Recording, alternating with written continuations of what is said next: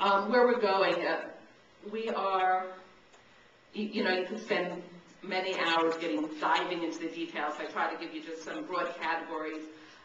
We are simplifying the code structure and just improving the ease of use of the document itself. 21 chapters that don't say what the titles say. You know, what's inside the chapter is not what, you know, the table of contents says, and forget using the index. Down to 9, so there's just a clearer level of organization and use of graphics. I think we also win in terms of the number of districts. We currently have 55 base districts. We're getting down to about 30, and again, we win in terms of the number of overlays we have, which is actually over 30, and we think we're getting down to about 11 overlays. So if you ask questions, we'll tell you how we're doing that. And then simplifying the approval processes. Again, I said a lot of the distrust and confusion was around the administrative process. We have about 1,700 cases a year going to our Zoning Board of Adjustment. I think it's about 40% of all permits end up in a ZBA hearing, and about 80% of them get approved because it's really an ad hoc development process because the code just hasn't worked. So we really want to unclog the ZBA, and we're doing that in a variety of ways, but we're pushing some decisions down to a more administrative level, and we're actually pushing some decisions up to City Council when it's really a question about rezoning or remapping and should not be a variance conversation. And then a new emphasis on design and form, more mixed-use districts in the commercial areas, but also in residential and industrial, promoting transit-oriented development, and having development standards that are based on good urban design, which our code has. Other than our central business district, our code is really totally lacking in that right now.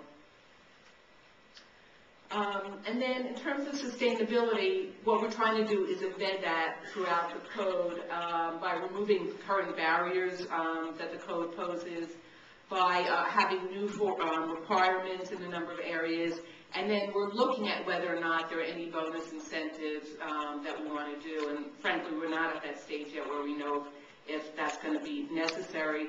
A lot of what we might all have thought of as incentive areas in sustainability a few years ago are now being really driven by the market, and so we don't want to kind of get stuck rewarding good practices that are already in place and will be in place in the next year or two. Okay, key issues. Again, I said we have a very active and engaged set of civic associations. Here they are at our ZBA hearing, and they really perceive this reform as taking away their power because they've been able to exercise power by essentially having the opportunity to veto any variance at the Zoning Board of Adjustment. And in fact, they are correct in that it's not so much a reduction of power, but a shifting of power away from that end of the development process at the variance stage, where we're trying to emphasize the ability of these groups to have power at the beginning of the process in terms of the planning phase and establishing a vision for their community. But that's a very difficult conversation we've been engaged in for the last 2 years. And not just the civic associations, but developers and frankly the city agencies who are responsible. Nobody has had experience with the zoning code that works or one that they can trust. So as we talk to administrative processes, they can't even envision a zoning code that makes sense. And so that's been a really interesting kind of dialogue we've had to have where we're saying, you know, as we chunk it out in these 3 modules, can you envision something that is rational? And therefore, if you trust that the code is rational, then can you trust these processes or procedures? And then to couple this with the fact that we've had a planning commission that's really been in the back seat for a number of years, and everybody else talked about how their comp plan mandated a zoning code reform. Well, our zoning code reform has prompted a comp plan process. So our last zoning code revision and comp plan were in early 1960s, and the city just started a comp planning process a couple of months ago, really forced by the fact that we'd have a new zoning code, and the zoning code would have to be once mapped, in order to map it, would need to have an updated vision for the city. So we've been working very closely on that, but it's sort of, we're doing a little backwards, and we're trying to manage that and inform each other as well as possible. So here are some of our responses. Because of the distrust and the feeling of community groups that they're going to lose power, we've had extensive involvement in our process, and we've had 2 public hearings. Every single one of our meetings, I think we're now up to 30, is public. We have 40 or 50 people who show up at every meeting at 8 a.m. on a weekday. Everything is televised on our city channel, covered on 3 websites, one of which is in the room today. Hi, Tom. So everything we do is sort of available and out there, and a lot of, people are starting to really pay attention to that media. We've had 18 community-based meetings, over 800 people showing up, 8 more meetings planned.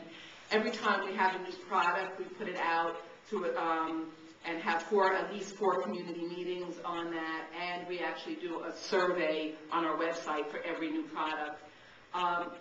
The issue of how developers and communities talk to each other and when in the process they speak to each other became a really tough conversation.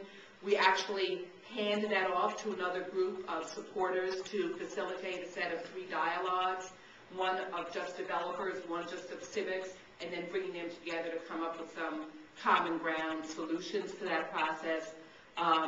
Surveyed professionals, surveyed 1,600 citizens, and as everybody else, we've gone out to more evening meetings than you can count. Key issues, and these are not that dissimilar from everybody else, finding ways to incorporate all of the overlays in districts, what we could eliminate because they no longer make sense, what we could consolidate without losing, sort of protecting the character of our neighborhoods.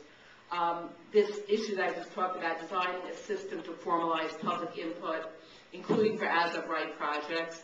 And also, we've never had a design review process, and we've been talking about it for 2 years. So as part of our zoning code process, we're trying to come to grips with that and connect it back to that public input process. And some of our responses, mixed-use districts, as I said, including industrial.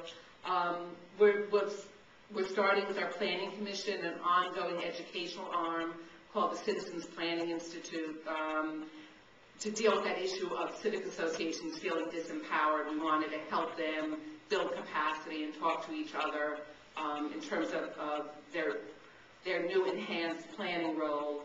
We're creating a system for registering community organizations, which we've never had before, and policy around accepting neighborhood-based plans, again, to assure folks that we're taking the planning part of this very seriously, and that planning will inform zoning decisions. And with that, I lost my watch, so I have no idea if I'm on time or not. Okay.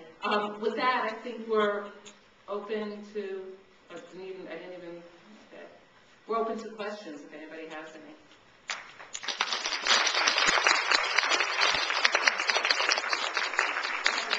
And thank you. If you could go to the microphone, that would be helpful so everybody could hear your question. Just a quick comment on the question. The comment was, I tried writing a simplified citizen-driven ordinance one-liner, which was, you build it, we like it, we'll let it stay. I can't imagine why they didn't buy it. The question is, I assume that all these ordinances have an impact on non-conforming uses. Wondering how you handled that. I can just say that we did a tremendous amount of work around non-conforming uses because thousands and thousands of our properties right now are non-conforming because Philly is an old city and it was built before the first code or the zoning got amended. So we're trying to ease the regulations so they don't require variances, or basically accepting non-conformities as part of our life. And as long as you're not making a property more non-conforming, we're saying, bless you, go ahead.